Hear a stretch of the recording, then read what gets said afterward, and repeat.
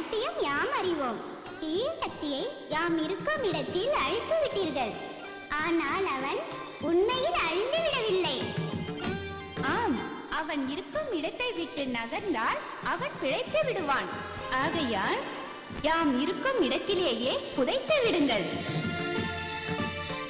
அப்படி புதைத்தாலும் எத்தனை வருடங்கள் ஆனாலும் மனித ரத்தம் பட்டால் அவன் உயிர் தெழுவான்.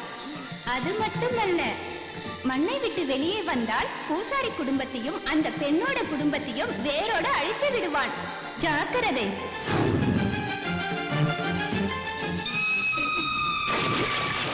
பழி பார்க்காம விட மாட்டேன். பழி